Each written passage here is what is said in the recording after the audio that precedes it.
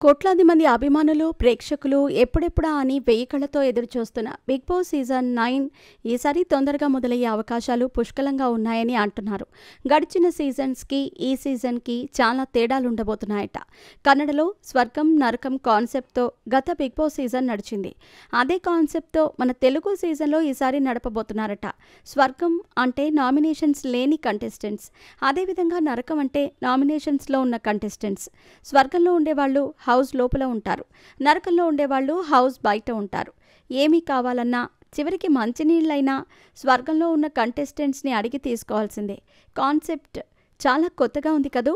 మన తెలుగులో block buster అయ్యే కాన్సెప్ట్ ఇది. అంతేకాదు ఈ సీజన్లో పాల్గొనబోయే కంటెస్టెంట్స్ కూడా ఎంతో స్పెషల్. కొత్త కంటెస్టెంట్స్తో పాటుగా పాత సీజన్కి సంబంధించిన కంటెస్టెంట్స్ కూడా ఉంటారు. గత సీజన్లో పాత సీజన్లకు సంబంధించిన కంటెస్టెంట్స్ వైల్డ్ కార్డ్ ఎంట్రీ ద్వారా వచ్చారు. కానీ ఈసారి మాత్రం నేరుగా గ్రాండ్ లాంచ్ ఎపిసోడ్తోనే రాబోతున్నారు.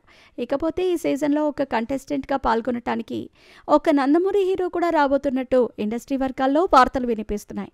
నందమూరి హీరో అంటే ఎన్టీఆర్, కళ్యాణ్ రామ్, బాలకృష్ణ రేంజ్లో ఊహించుకోకండి.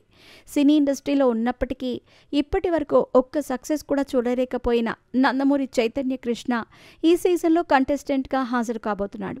గత సీజన్లోనే ఈయన రావాల్సింది, కానీ చివరి నిమిషంలో డ్రాప్ అయ్యాడు. ఇక నందమూరి చైతన్య గతంలో జగపతి బాబు హీరోగా నటించిన దమ్ అనే చిత్రంలో చిన్న పాత్ర చేశాడు. ఆ తర్వాత హీరోగా కొన్ని సినిమాలు చేశాడు, కానీ అవి విడుదలైన సంగతి నందమూరి అభిమానులకు కూడా తెలియదు. ఈయన చివరి చిత్రం బ్రేత్.